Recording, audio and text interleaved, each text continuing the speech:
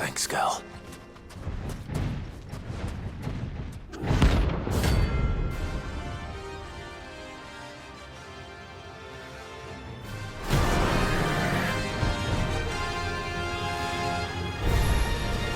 Well, Clive, looks like you're gonna need an even bigger sword.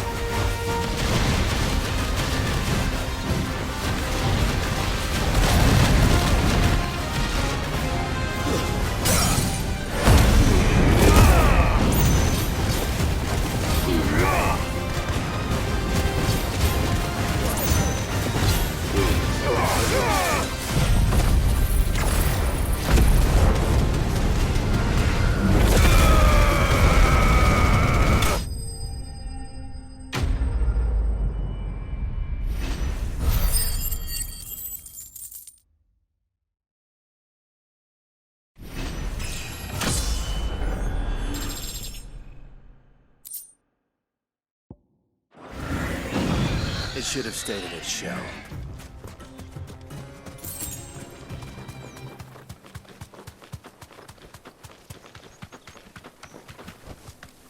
You deserve a rest.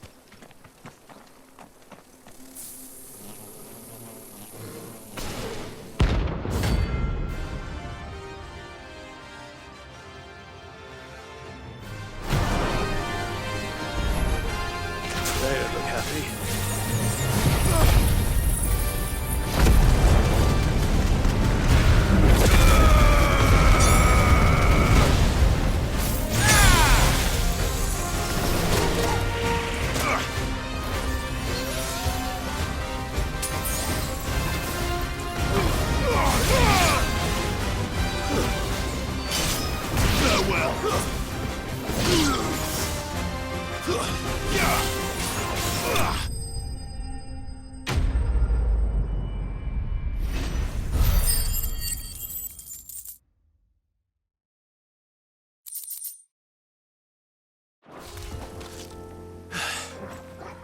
Peace at last.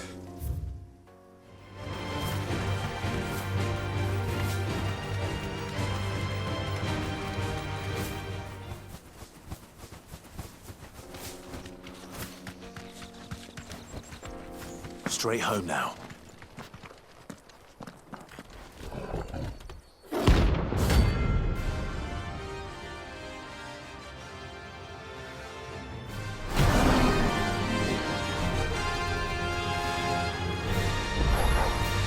Playtime for the pack, is it? Let me introduce you to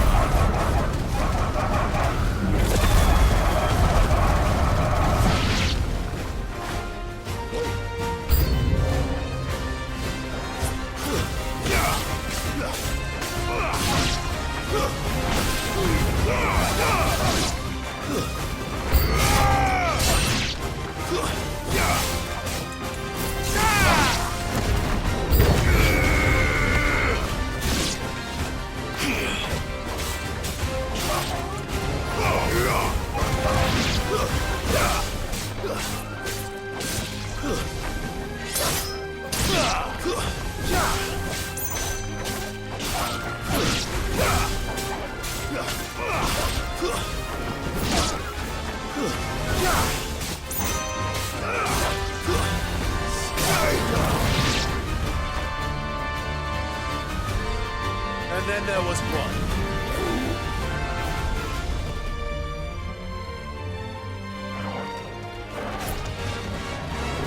Too slow.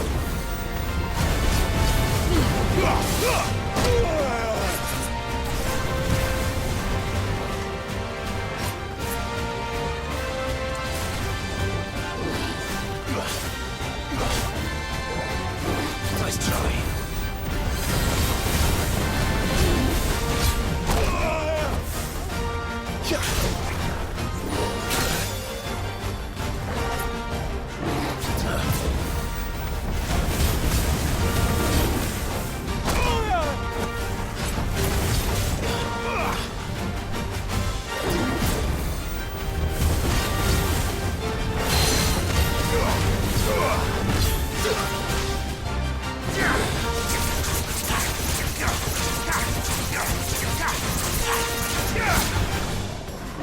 Nice try. Too slow.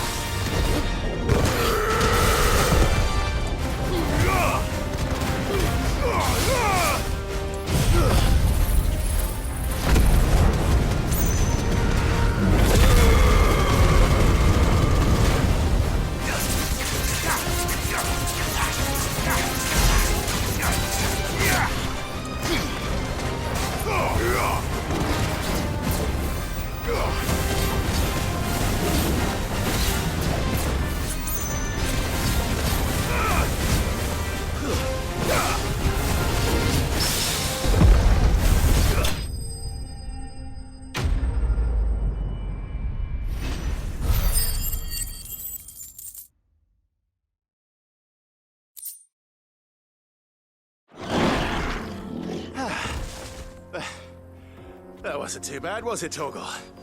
Another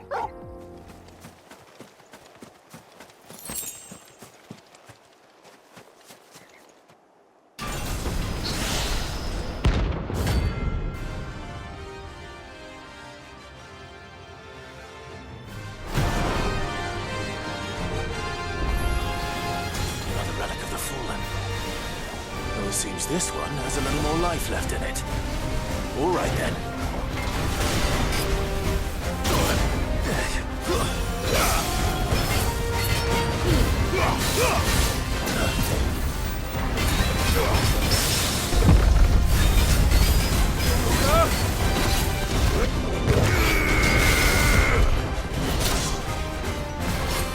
Too slow.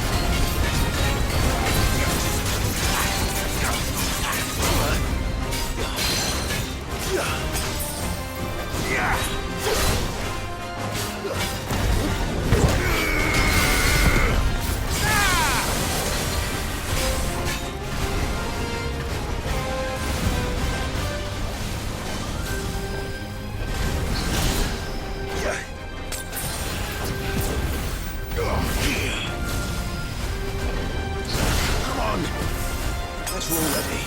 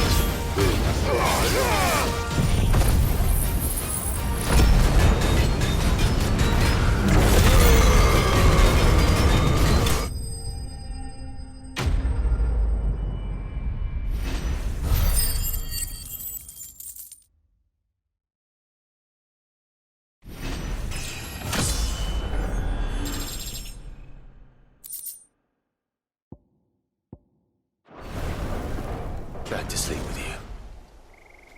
Crack the crystal too.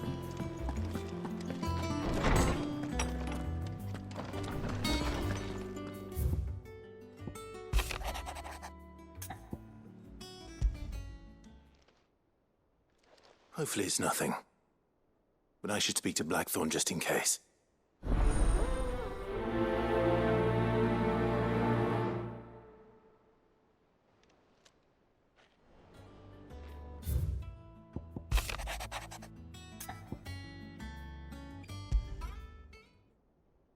What could be wrong with Torgor?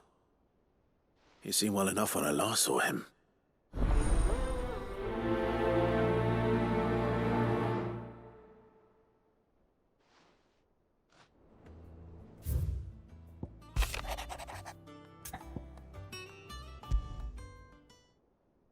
Trouble with the ledgers. Shouldn't he be asking Otto for help?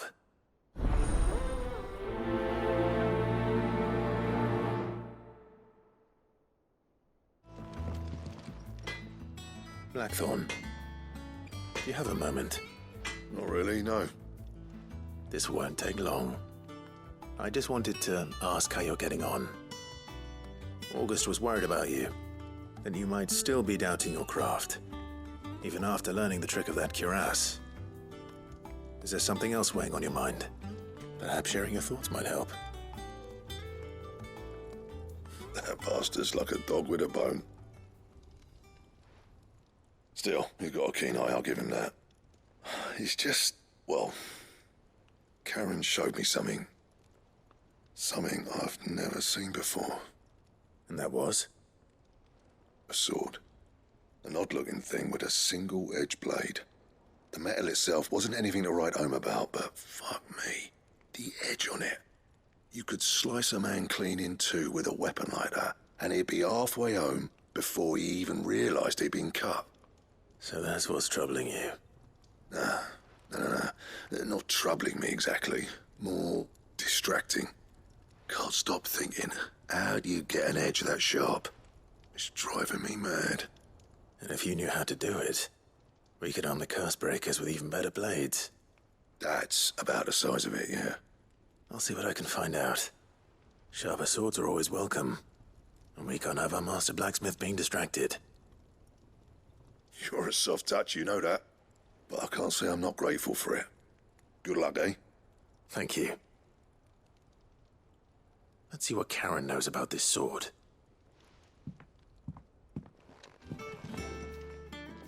You're looking well, Karen. What you want? Out with it. I want to know about the sword you showed Blackthorn. Single-edged and extremely sharp. Running around after him again, are you? I suppose I am, yes. But I need to help him find out how to work an edge like that. It's driving him to distraction. Little wonder, I suppose. There's not many like that make it as far as the twins, and those that do go straight into private collections. Which made it nice and easy finding a buyer. Can you tell me who bought it? Where is it now? You think I tell people who my clients are? Suppose you're not likely to go nicking him off me, are you now? Fine. If you stop mooning at me like that. Lord Ignac's the man you want. Delmechian bloke. collects weapons and the like. And he's got more money than sense, which is why he's one of my favourite clients. Reckon he'll still be at the inn in Dalamil, where I left him. Thank you, Karen. Oh, and he's a touch eccentric, if you take my meaning. I appreciate the warning.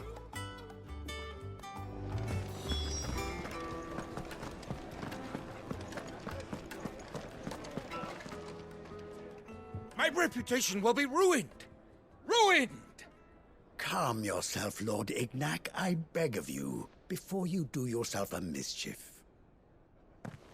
Pardon the intrusion, but Out! Get out! I paid for these rooms so I wouldn't be disturbed. Leave me be! Please, allow me to apologize. His lordship is going through a difficult time, and he's never been fond of guests arriving unannounced. Radim! Get rid of the filthy oaf this instant! Very good, Lord Ignac. Would you mind stepping outside for a moment?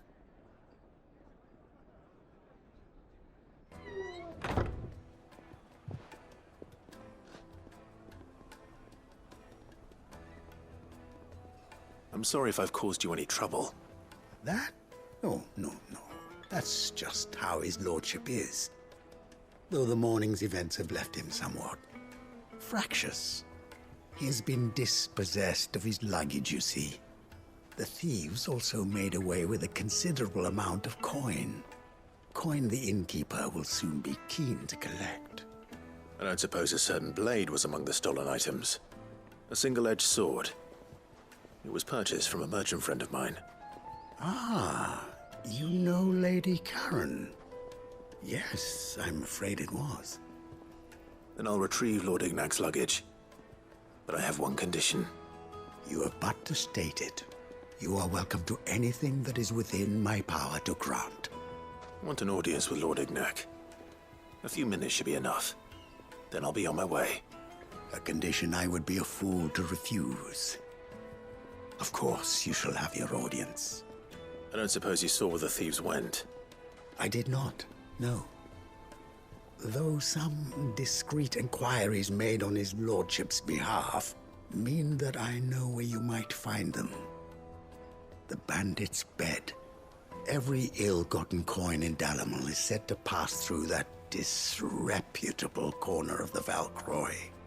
And that's where I'm heading. I shall speak to Lord Ignac in your absence, and arrange for an audience upon your triumphant return. That will be very kind of you. Farewell, and best of luck.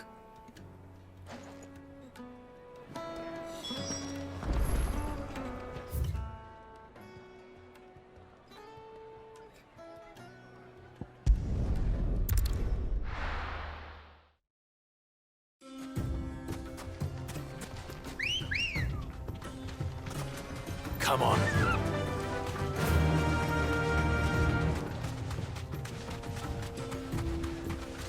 We're not alone.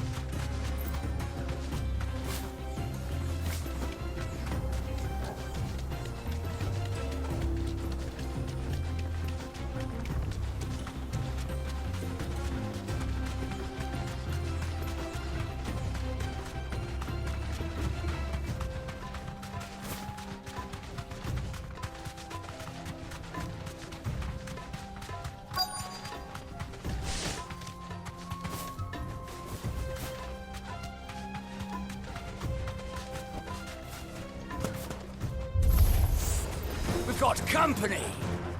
Come on, lads, let's tear the bastard's head off!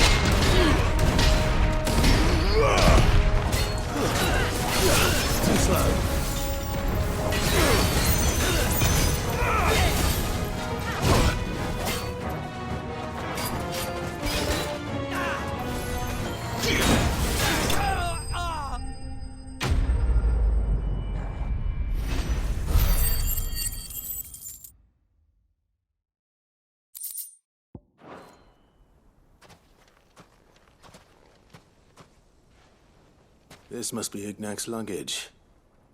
Nothing seems to be damaged. All right. Let's get it back to Dalamil.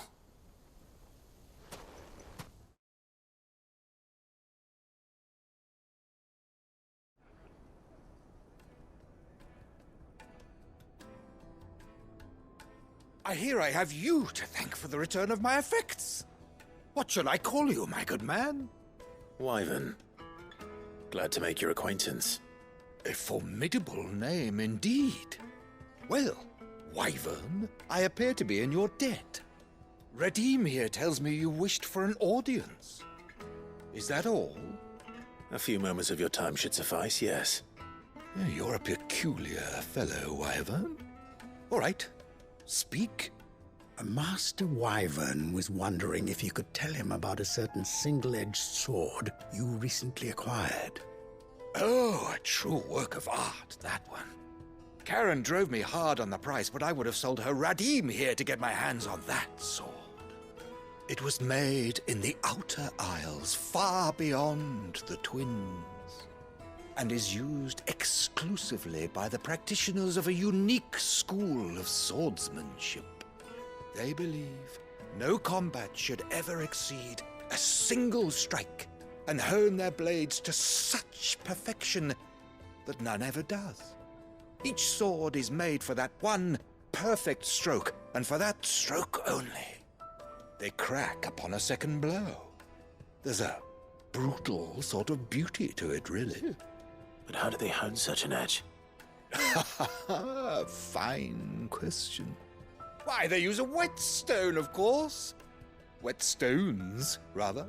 A whole array of them, ranging from the coarse to the fine. 10,000 licks with the sharpening stone, then 10,000 more. But it is the final stone which lends the blade its legendary sharpness. A mineral quite foreign to this great realm of ours. And that is the key. The secret ingredient. Wyvern, it occurs to me that my little lecture is hardly equal to services rendered. Take this, together with my regards. The very stone of which I spoke, far rarer among collectors than even the blade itself, and a far more fitting payment. Thank you. Pardon the intrusion, my lordship. However, it is long past time we prepared ourselves to depart. So it is. I am locked in bitter competition with a rival collector of curiosities. I am one step ahead of the unscrupulous scoundrel, but he is hard at my heels. Are there many other collectors out there? Too many to count, but only one do I consider my nemesis. Lord Byron Rosfield, and is a perennial thorn in my side. I can imagine. Farewell, Wyvern. May our paths cross again.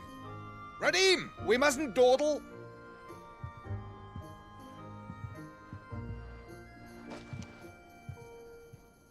I think his lordship is rather taken with you, Master Wyvern. Thank you again for your assistance. Coming, my lordship. I'll be right there.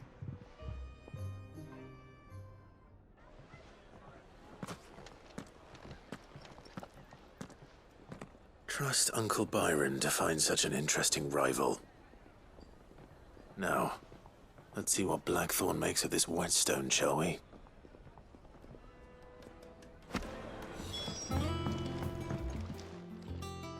Sorry for the wait, but hopefully you'll agree it was worth it. You learned something about that sword then? I did better than that.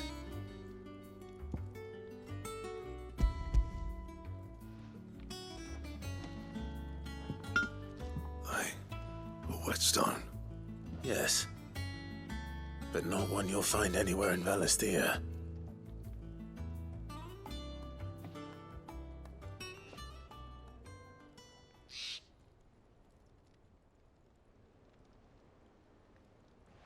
No wonder I couldn't get the same finish on the grinding wheel. One hit and all done, eh? Might not be so bad if all you ever fought were duels. But good luck on the battlefield. Your second opponent would be your last, no matter how good you were. Even so, is there some way it could be used to give the Cursebreakers an edge? I think so, yeah.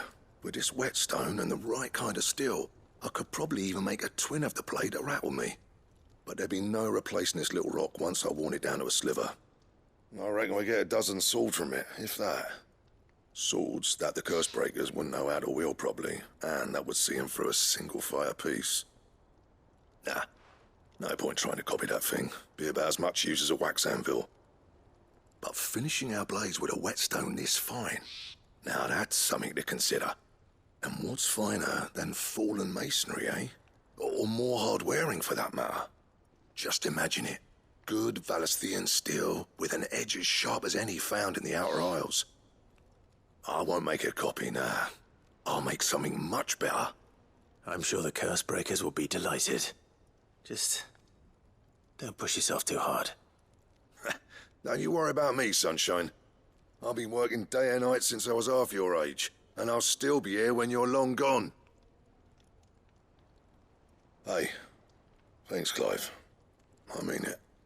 I owe you one, August too. It's good to know someone's looking out for me. He'll be happy to hear you said that. And I'll see that my debt to you's paid. First new blade I make's got your name on it. You come and find me when you've got the materials. All right. I will.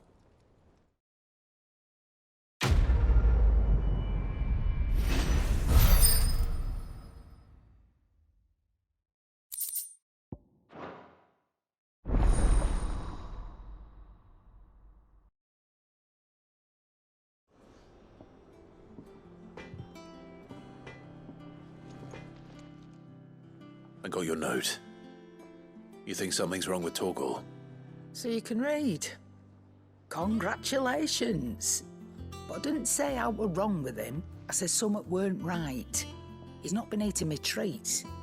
He used to love cracking the bones from Molly's boiled brown, but now he won't so much as look at them. Didn't like him. Which is why I'm of a mind that his mind's on something else. You've not been working him too hard, have you? No harder than usual. Is that it, boy? Do you need a rest? What was it you said he was? A frost wolf? That's what the lawsman seems to think. Then maybe this all has something to do with whatever it is that's woken inside him. I suppose things have been different since Rosalith. Perhaps Hippocrates knows something. Instead of everything, you mean? Perhaps.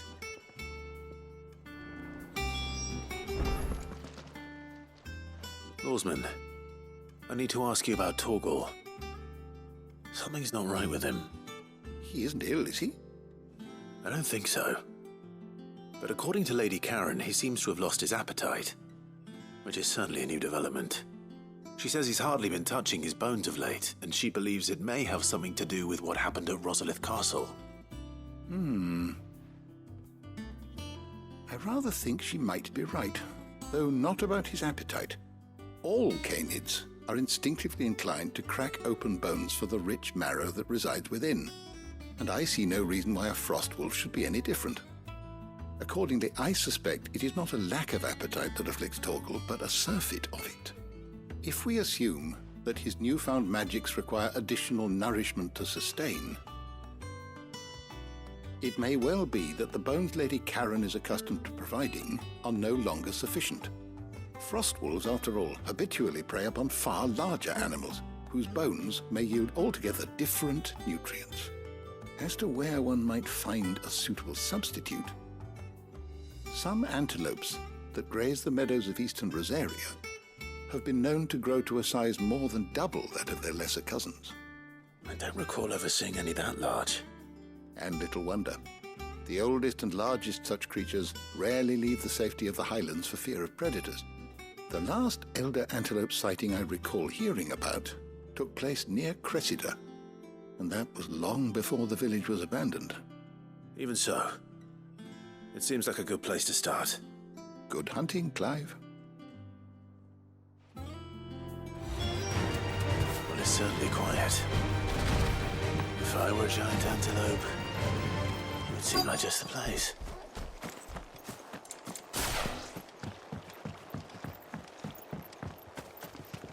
I doubt we'll find one bigger than that. You hungry, Torgal?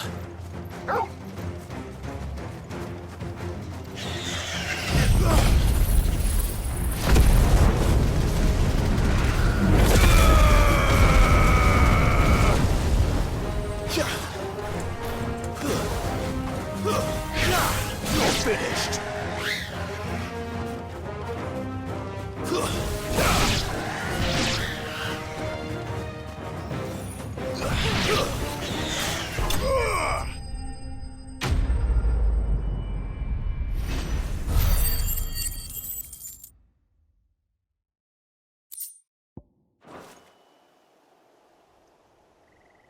Now,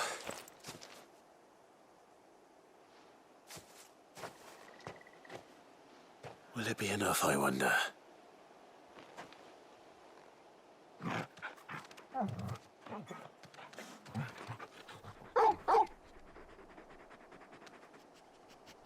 I say that answers my question, which means we owe the lawsman our thanks.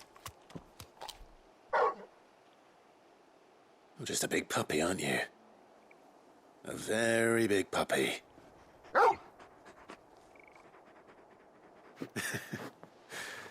You do know you can take that with you, Torgal.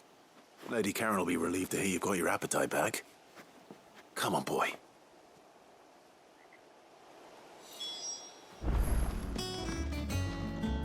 I noticed you and Torgal had gone off somewhere. Take him for a walk, did you? You could say that.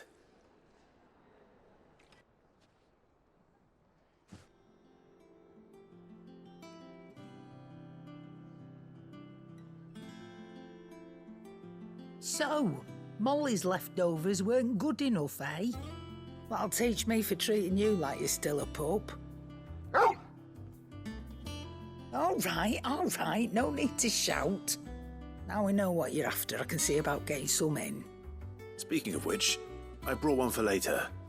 Can I leave it with you?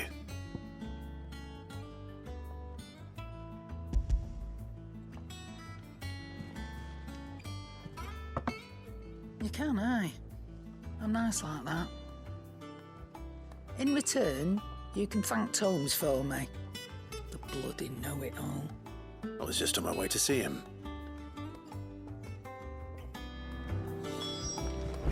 The nobleman you visited.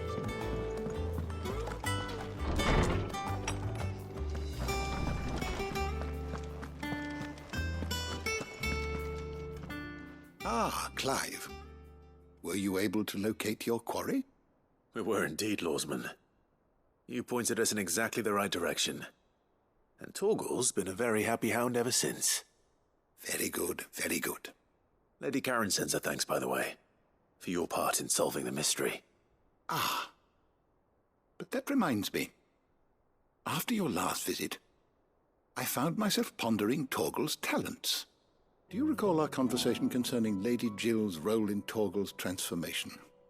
About how she somehow woke the power within him. Precisely that. A reasonable conclusion, I thought, but one which raised certain questions in my mind.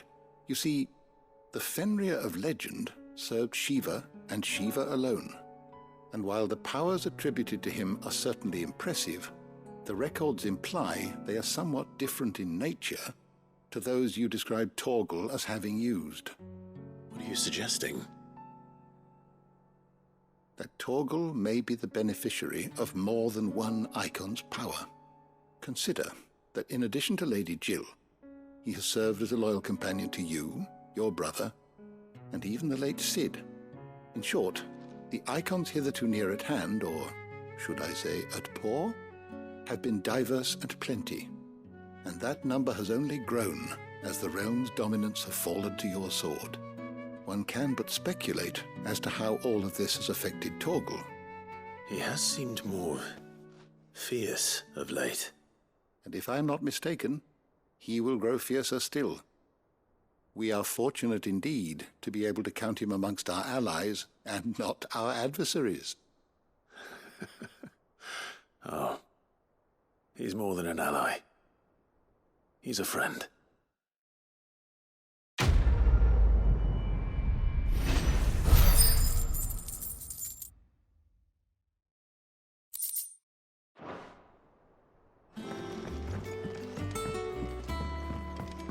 Well.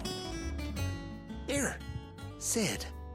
Reckon you might be just the man to help me out of a bit of bother, if you've a mind to. Let's hear it. Well, it's about this alembic the chief's got me making. Lovely bit of kit it is. Bung in a solution you want splitting, and it will separate it out, just like that.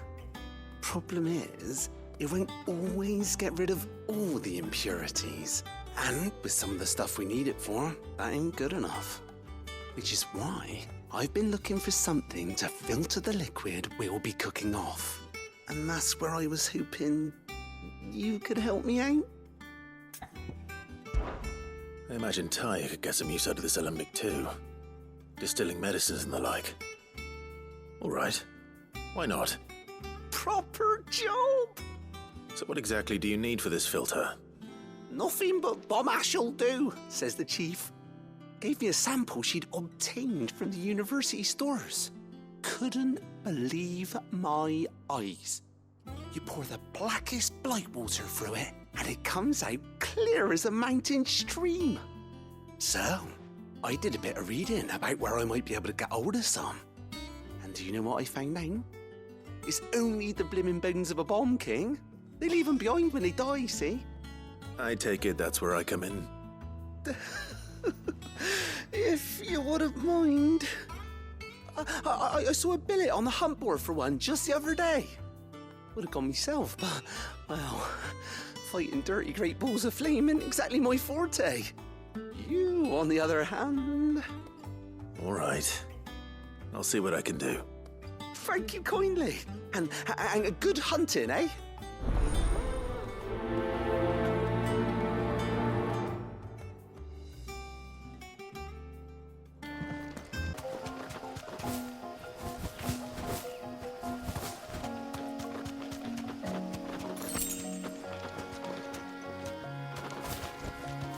No need to ride from here.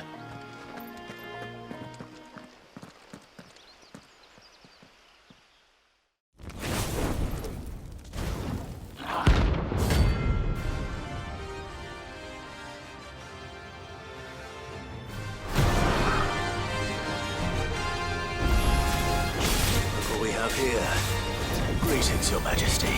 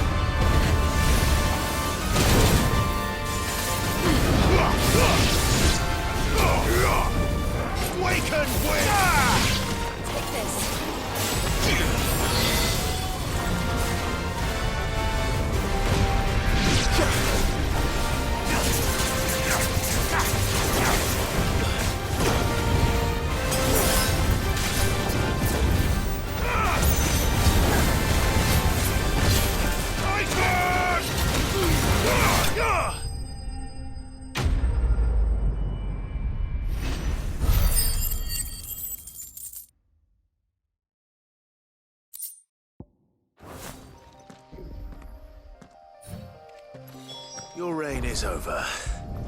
Now to collect the ash. This looks like the stuff. Let's see if there's any more.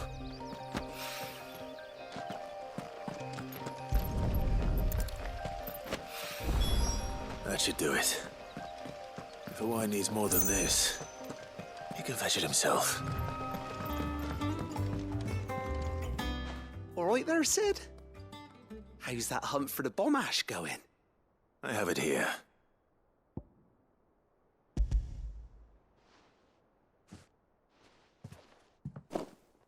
That's the stuff.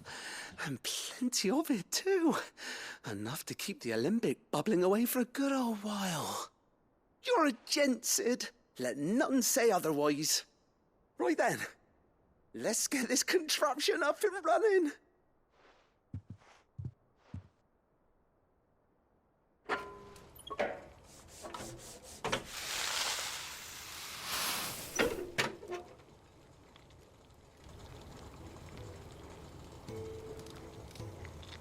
There we have it.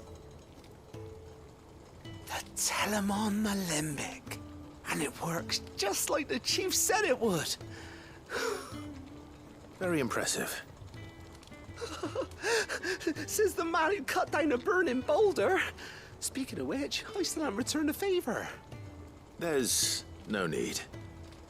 The good it will do for the hideaway is reward enough. Don't be silly. Why don't you let me take a look at that bag of yours? The one you keep your potions in. Reckon I could work some magic on that, huh? What kind of magic? Well, we happen to have isolated a substance in our test run of the alembic that I reckon will make even the toughest leather supple as anything. Thought we might use it to breathe new life into old boots and the like. Save the hideaway a few gil. Ah, I reckon if we slap a bit on your bag, it'll loosen it up enough for you to squeeze in a bottle or two more. Well, it can't hurt to try, I suppose. That's the spirit. Leave it with me. I'll only be a mo.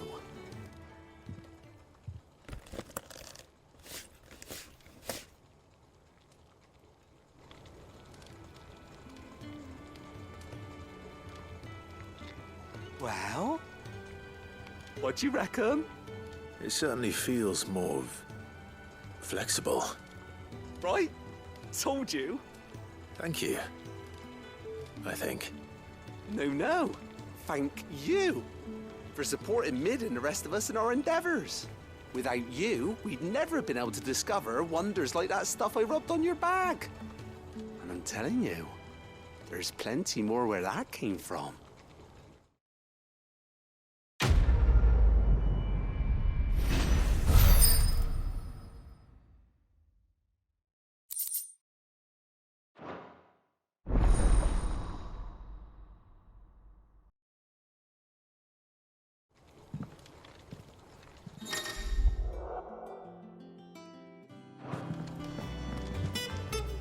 Clive, did you get my letter?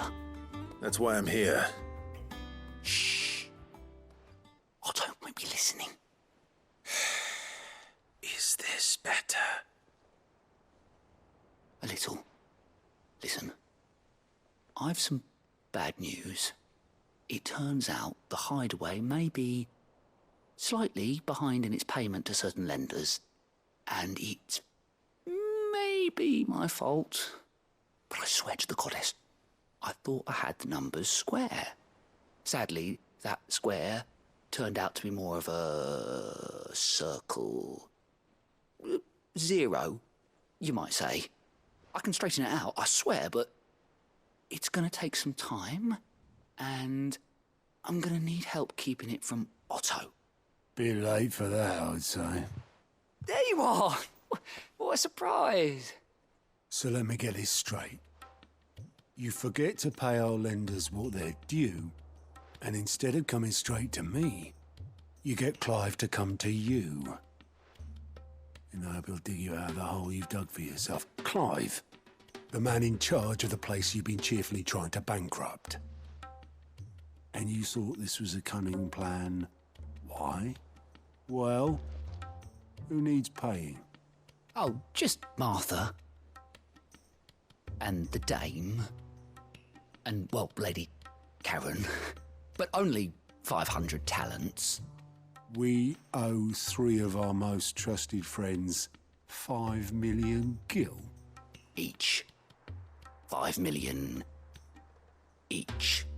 They lent us the bulk of the money we used to rebuild the hideaway, you see, and, well, I must have made some sort of oversight. Those ledgers were my responsibility, and it was my decision to entrust them to you. This is my fault. Do we have that much to hand? I can always ask my uncle. No, we don't. And no, you won't. We've lightened Lord Rosfield's purse enough. After the king's ransom we had off him, he deserves better than to see our begging bowl. Besides, we'll need to learn to stand on our own if we're gonna make this work. All right. But that doesn't mean you have to shoulder the burden yourself. Is there anything I can do to help? There might be. How'd you fancy taking these to Martha and the dame? Rocks. Rocks, he says.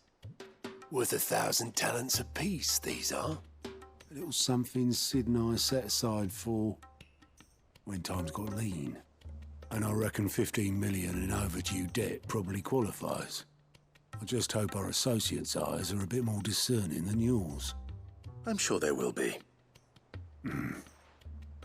Should be me making the rounds, really. But you know how it is with this place. Orders to bark, arses to wipe and all that. I know. Which is why I don't mind going in your place. Go. Do you know why I only gave Master Clive here 2 star rubies? Because you'd rather Lady Karen killed me. Because I'd rather Lady Karen killed you. Yes. Well, I suppose this is goodbye then. Don't worry. I'm sure Karen will understand. Really? Do you think so? No, I don't.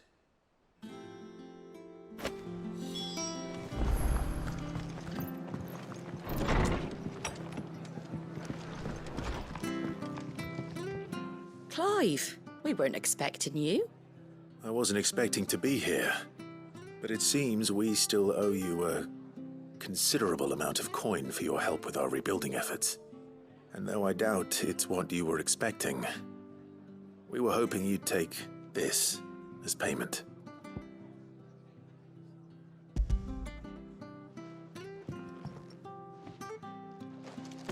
A star ruby? I can't accept this. It's worth at least twice what you owe me. More if you can find yourself the right buyer. Think of the difference as interest. Interest? If word got out I charged that much, no one would ever borrow from me again. Anyway, why are you the one here asking me about this? I'd have expected Otto. Bit much sending the Lord Marquis out to settle your debts, isn't it? The old goat working himself to death again. Something like that. Most days I think he's the only reason the hideaway's still standing. Same as always, eh? Back when the place was nothing but a twinkle in the eye of a recently retired Lord Commander, word is he was the first one Sid reached out to. Probably knew that without his strong arm and level head, the idea would never get off the ground. Sid may have been the face of the hideaway, but Otto's always been the backbone. And when Sid passed away, we were all worried that would be the end of it. That Otto would just give up. His death was hard on everyone. But it must have hit Otto hardest of all. But he didn't give up, did he? Quite the opposite, in fact. If I recall, he was the one who nominated you as Sid's replacement, and rallied the rest around you. I reckon what he saw in Sid, he saw in you too. And don't we all? Doesn't hurt that you're half as stubborn and twice as handsome, neither. That, and you keep good company. I suppose I do.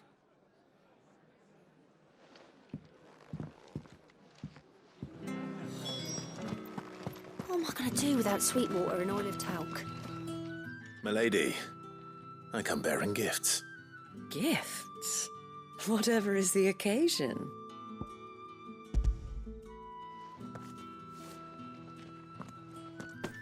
Oh. my. Clive, you really have outdone yourself. Otto asked me to give it to you. To settle the Hideaway's debt with the Veil. And to compensate you for the time it took us to do so. You disappoint me, Clive. I thought you might finally be warming to me. Tell Otto he can keep his baubles. I tried to tell him as much the first time around. The man owes me nothing, nor does the Hideaway. My contribution to the restoration effort was made freely and willingly. It was the least I could do. You once told me Sid did you a kindness.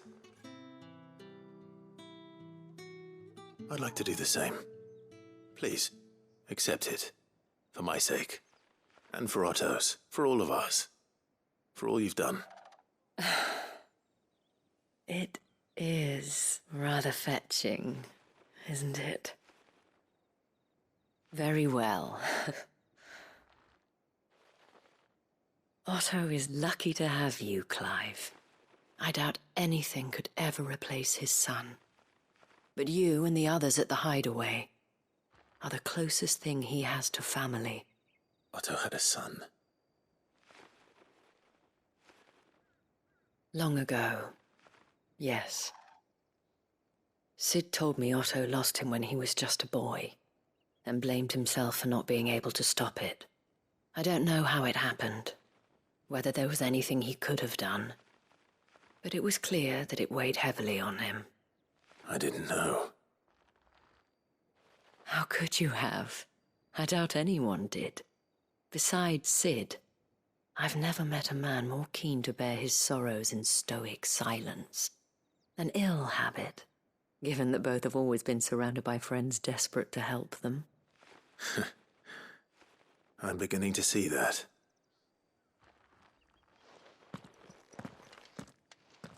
Go will want to know the stones were delivered. If he's still with us. Goat.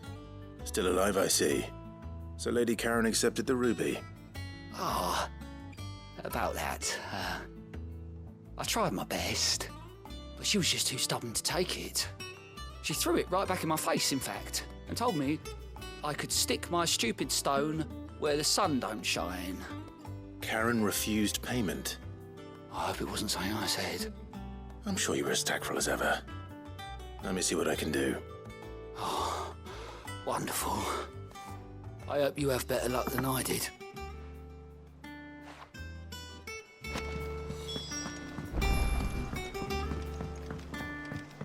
Mid told me she was building a ship. Is that the thing Tomes helped to build?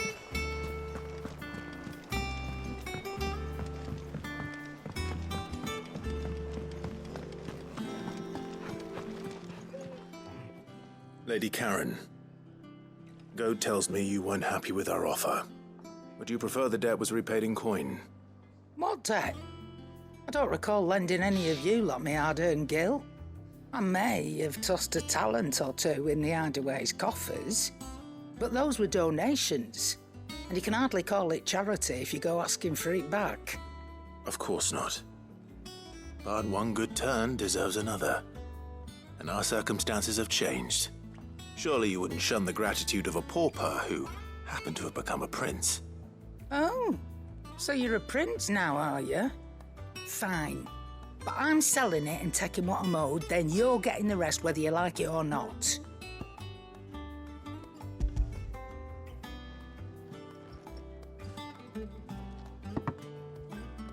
Where'd you even get this? A decent trader might nab 1,000 talents for a star ruby. A canny one, meanwhile, might claim it were nicked from the belt of Sid the Outlaw himself and ask twice as much. Might be I already have a buyer in mind. Might be you even know her. A fine continental maid whose beauty's only eclipsed by a guile in commerce. You wouldn't mind, would you? Not at all. Just be sure to tell her that it's always a pleasure doing business.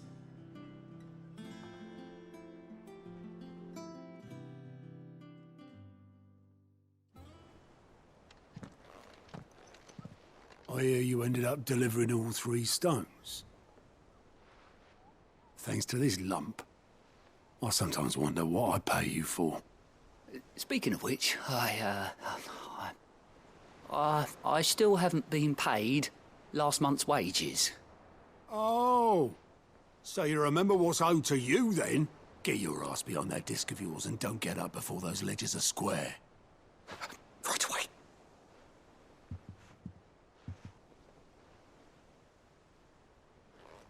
I've seen that before. Yeah.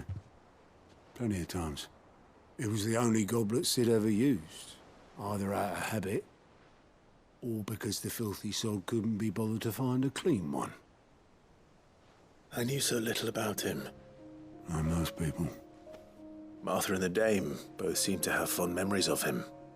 I bet they do. How long did you know Sid before he... Before he died. 20 summers, give or take. Back in the day, I was a purser on a trade ship, which is where I met him. He bought passage to... I forget where. And having nothing better to do on the long nights, we set up drinking island rum till the morning bell dragged me back to my duties. Quit my post not long after that, on account of making a fine maiden's belly fat. But me and Sid stayed close, promising we'd one day sail the seas again. That was before fate stepped in and said she was having none of it. The magic woke inside my son soon after his first name day, and there was no hiding his knack. Couldn't you and your family have... My family were the ones who summoned the constable, wanted the monster taken away. I couldn't turn my back on him, forget what I felt, and I couldn't for the life of me understand how they could. Luckily, Sid was of the same mind as me. It was him who stood beside me when all I wanted was to tear the whole world down. Him who cried for me when I had no tears left of my own. Him who swore he'd do everything he could to stop it from happening again. And he was true to his word, too. Left the Royal Army once and for all. His ranks, his ribbons, gone. Just like that. Threw away everything he had. All to right a wrong that no one else had the courage to face. I knew then I'd follow that man to the ends of the earth.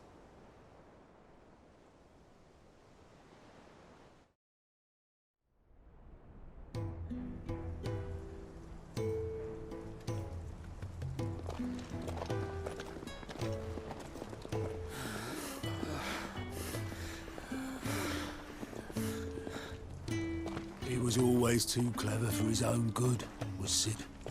Saw the world for what it really was, while the rest of us were content to go along with the lie we were shown. And it can't have been easy, bearing that burden alone.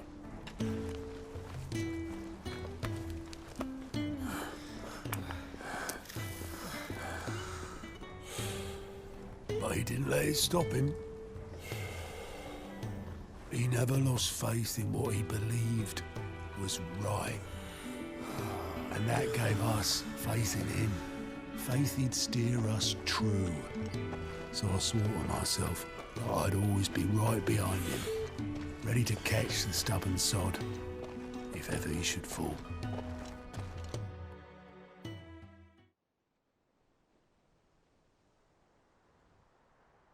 But I couldn't even do that.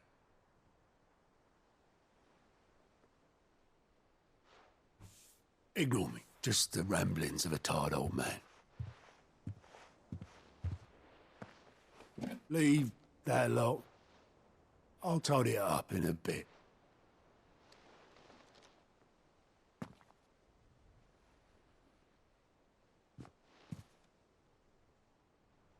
This is Sid's handwriting.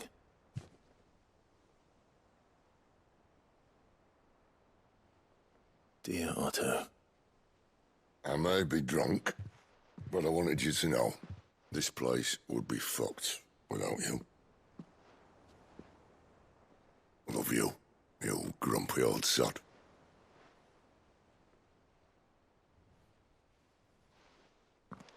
This note.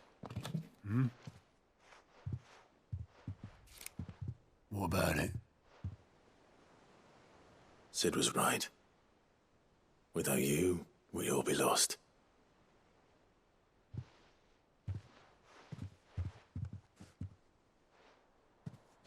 He should have bloody well said so then. Just once. Before he went. But then, why would he? Him, or anyone? I'd only have told him to piss off.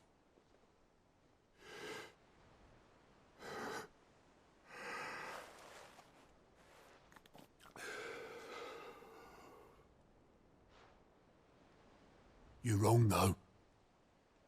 Both of you. It was never just me keeping the hideaway afloat. It was all of us. I just shoved people in the right direction. I barely seem to be able to do that anymore.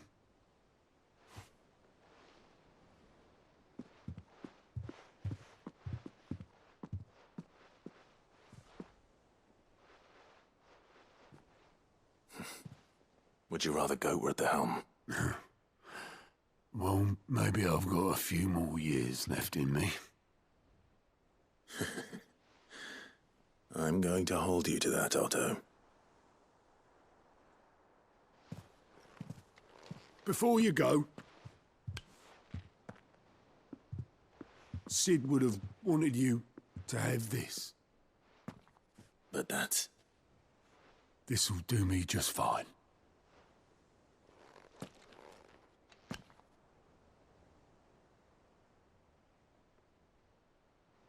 Thanks for the ray of sunshine. I'll see if I can't pay you back. Already have.